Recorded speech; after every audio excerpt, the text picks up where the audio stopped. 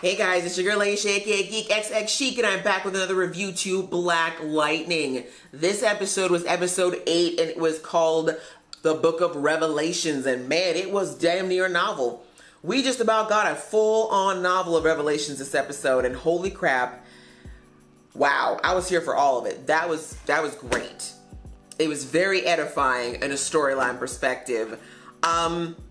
Yeah, I didn't write a ton of notes for this episode just because I had to listen. Like, there was so much information that was being spouted, but I think we got the important stuff down, and I'm just going to jump right into it because we got a lot of theories and news and updates and all that good stuff to comment on, so let's get in. First, the training of Anissa. I like seeing it. Obviously, the fight scenes between her and Jeff, the sparring scenes, that's the kind of stuff that we all live for superhero shows, right? Seeing these whole moments with all of them sparring and training each other. But I really like that they took that little moment where Anissa saw the guy with the Confederate flag on his chest and she just decided to cause him some serious bodily injury.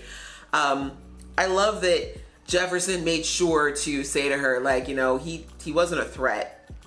And she's like, did you not see the flag? And he's like, no. And this is a very important thing because, you know, this show has been very blatant and very open about the issues that Black people face. And a lot of them having to do with race and stereotypes and the negative connotations that are associated with Black communities and Black men. And I just love that. That's what I love about this show. It doesn't shy away from any of those topics that are typically very much avoided by a lot of mainstream TV. But you have to make sure you go on the other side of it, which is, yeah, we live in a world where people have viewpoints that we don't agree with. And while we might not agree with how they feel, and while it's hurtful to know that certain people think that way, that doesn't give us the right to be abusive towards them in any way. Just the same way we have beliefs that other people may not be that fond of, but, you know, they don't have the right to lay hands on us for that. So I love that it was a little moment, but it was a huge thing because a lot of people, I'm sure there's some folks who are out there like, well, if I was a Black person with superpowers, I'd probably just go around and show up at a KKK rally and just mess some stuff up. But that's not what being a hero is all about. And it's also not, if you have the power, you know, to do things like maybe harm people or just the power to really make things miserable for someone, it doesn't necessarily mean we should use them. And so I really like that that lesson was put out there. I like that. It was a great little teaching moment, and I'm glad the show took time to really put that messaging out there. We got to see some higher ups in the whole ASA. We got to learn more about the ASA. This was huge. So I thought that, like, I didn't realize the ASA was still kind of like happening. And oh my gosh, I had no idea that the ASA was behind Green Light. I thought that was through the 100. I thought the Shadow Board was responsible for that, but no. Lady Eve was basically the dealer for the ASA. Like, that's insane to me. So I don't know this for sure, but my guess, like I did predict, or not predict, but I guessed a couple episodes back that maybe Lady Eve was part of the ASA and chose to leave to go to the Shadow Board, but maybe she never did leave the ASA.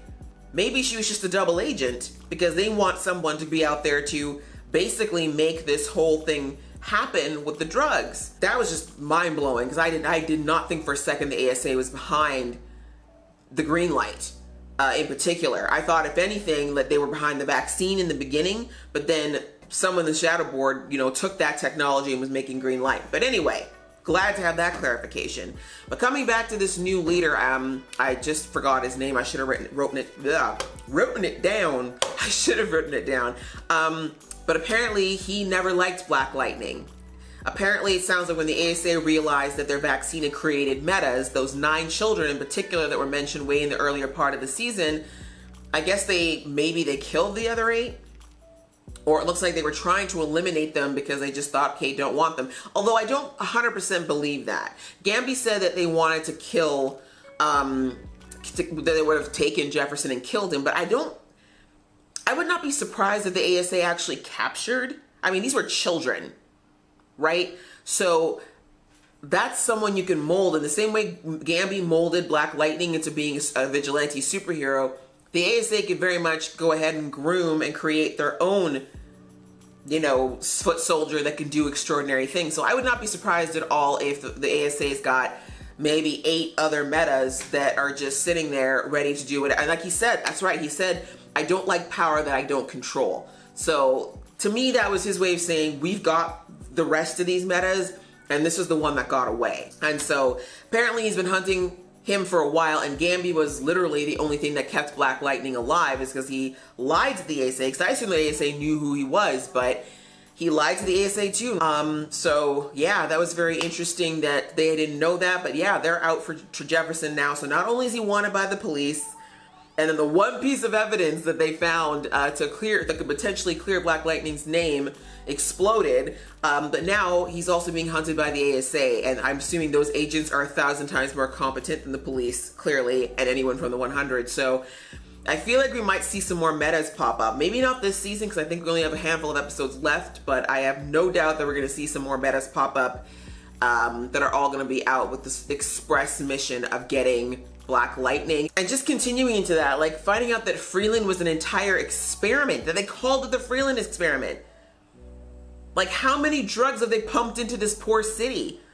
So this is the ecosystem that they were talking about last episode, that they were trying to create this thing where Freeland was calm. So again, I don't know what they were trying to pacify it per se. Like, I'm assuming there must have been something going on in Freeland 30 plus years ago that the government thought they had to step in and try to control them with drugs. That's insane. Also, like, I mean, that's a big conspiracy theory that some people have out there, but insane. But yeah, what was going on in Freeland that the government felt like we gotta drug a whole damn town? Like, bro. Yeah, so that was just a lot of revelations there. Like, I was just like, wow, wow, wow. That explains so much. It's kind of insane. Like, Freeland is like this weird little bubble. You know, now hearing this, like, it just kind of makes it seem like it's this weird little micro system of its own with all kinds of nonsense going on. We got the ASA kind of sitting outside of it, just controlling things. And wow, it's insane. It's insane. Like, I'm hoping that Jefferson, once he gets over how mad he is, we don't know how long that's going to be, but I'm hoping he recognizes from what Gamby told him that this little pool that he's been swimming in is an ocean. Like, he thought he thought that Tobias was his biggest problem. I hope after this conversation he recognizes that Tobias is just a tiny little fish in what is a much bigger like ocean of issues that he has to deal with. So also, I forgot to mention with Annisas Training, that whole thing where she saved her dad's life. Like, I'm sorry, that was such a cute little father-daughter moment. Like, I loved how pumped Jefferson was over the fact that Anissa saved him. Like, I just loved that, because, you know, he was kind of coming, you know, he's coming down a little hard on Anissa, as he should, because she is very reactionary. But I love that he was able to be like, oh my God, he totally fanboyed over his own daughter. Like, how awesome is that? And I love that, right? Because she needs that support. And I also love the messaging that gives, right? That she's a girl and she's younger, but, you know, he didn't have his ego bruised. You know, like in other shows or other contexts, you know, a guy might feel a little bit bruised in his ego to have a girl or his daughter be the one to save his life. But he was just like, it's my baby. Did you see my baby? Dude, she saved me. You know, I just loved it. It was great to see him gush over Anissa like that. And that kind of relationship with her, and I think eventually with Jen, is going to be really what's going to bolster them to be like crazy superheroes. Like, I honestly cannot wait till the three of them are out there just wrecking fools, but one thing at a time. Kudos to Lynn. Shout out to Lynn. I'm liking her so much more these last few episodes. I mean, I always liked her, but she was a little frustrating in the beginning of the season, as I mentioned, with her whole, oh, Black Lightning's evil and it's addiction and powers are bad. But now that she's on board and realizes, okay, Nissa's got this, Jen might get this, I gotta just get on board with the fact that my family is a bunch of supers and I just gotta deal with it. Love seeing her put all that stuff together with the DNA. Love that she put the pieces together about Gamby. Like, I love seeing, you know, she's really smart.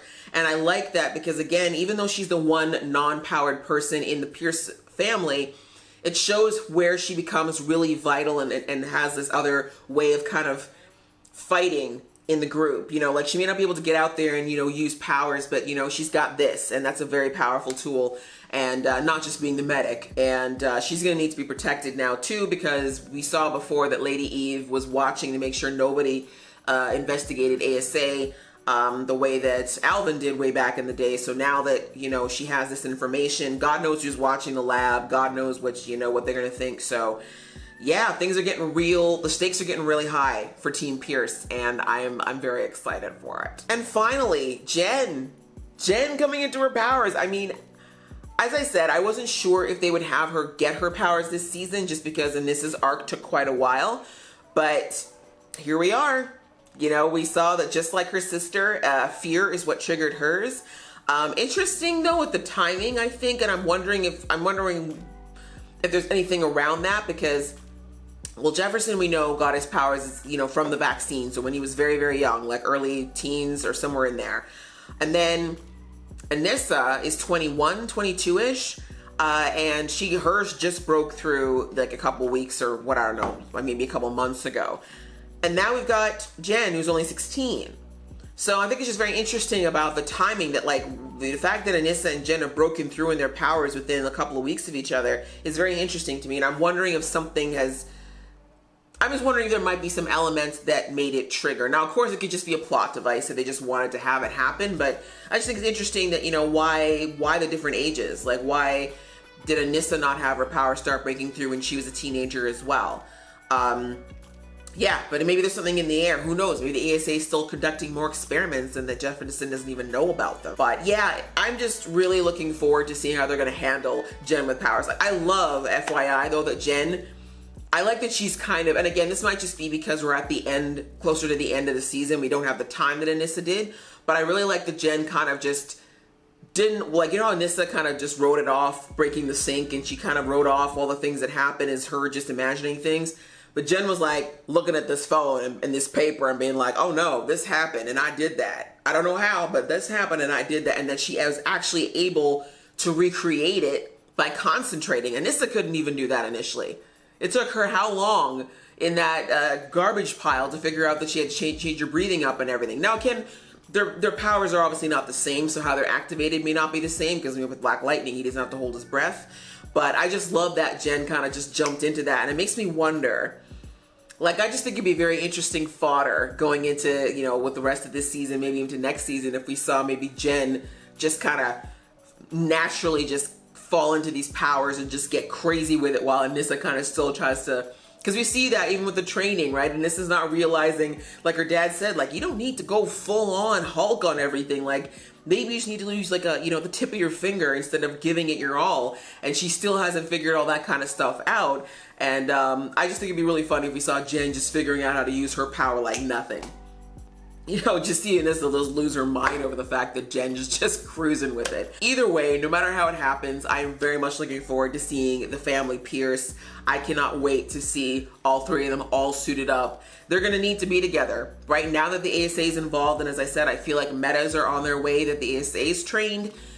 Jackson and his family are definitely, or Jefferson and his family are definitely going to have to saddle up and get prepared, because I don't think the 100 is a problem, but I think the ASA is going to be a much bigger one. Yeah, but that was pretty much the episode. There was a little bit on Lala. I'm still not sure what to do with that information. I think Lala clearly doesn't know why he's alive again. He's losing his mind, it looks like. I don't know how much of what's going on with Lawanda is real and how much of it is in his mind. And I feel like people are going to start dying as a result. We'll see how long he keeps it together. And without Tobias, I don't think Tobias knows that he's alive. So I don't know if that was him. I don't know if that was Lady Eve. I just have a lot of questions. Like, that's why I really didn't talk about it, because I don't know what to make of Lala at this point. So that was the episode, guys. It was really good. Like I said, super informative, not so action-packed this time around, but the stuff we got was huge. The writers definitely gave us a lot to digest in this episode, but it was stuff that definitely needed to be addressed and definitely opens up a lot of craziness for the remainder of the season. What did you guys think of this episode? Do you have any theories on what is going on with Lala and whether or not you think he's going to go after Tobias? And as well, are you Team Gamby? Like, do you feel like Gamby was justified in how he protected Jefferson, or do you feel like you should have told him the truth years ago? Please leave your comments below. You know I love reading them and getting involved in that discussion with you guys. And if you like this video, guys, please click that like button. If you want to see more from this geeky face, please click subscribe. Until next time, see ya!